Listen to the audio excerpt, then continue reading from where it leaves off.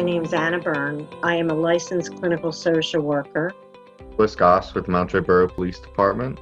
My role as a licensed clinical social worker is to provide clinical diagnoses and treatment. Definitely wanted to do something where I'm out dealing with people and interacting with people, and certainly helping people, of course. At the Philmont Guidance Center located in Huntingdon Valley, PA, Anna explains more about the programs that they have. It's a mental health counseling agency. It's not, it's clinical. So we really don't have programs there. It's all doctors, psychologists, and LCSWs, like their top programs. Core services. They have from daycare, preschool, I should say, from preschool all the way up to programs for adults.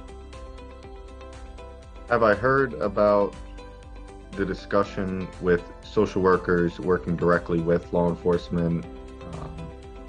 I have from a number of sources, mostly the news.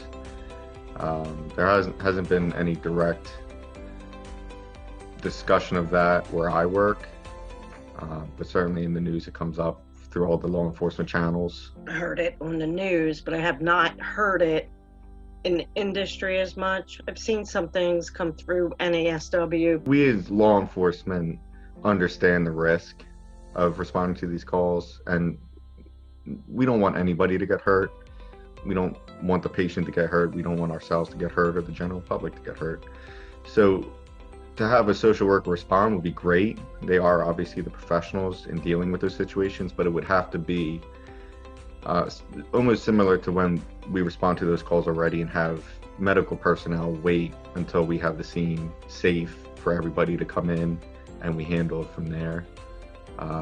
Same goes for domestic violence. When it's safe and we have done our job and our portion of what we need to do, then to have somebody come in and speak to the victims or the parties if they're calm to try and work through whatever's causing the issues, I don't see that as a problem. I think it would be beneficial to everybody for them to get that help, but safety comes first. There's a whole lot of different liabilities there. That I'm sure is pretty much far away still before, because there would have to be a whole training program set up. There would have to be a balance. And I, for one, see a lot of issues with it that I don't know that people really understand. Sometimes a lot of different cultures hate social workers. They can identify as social workers taking their children away, or social workers keeping them from getting a benefit. So there's a whole bunch of things that have to really be weighed in there. So I did a poll on Instagram, and here are the results. Should social workers partner with police officers?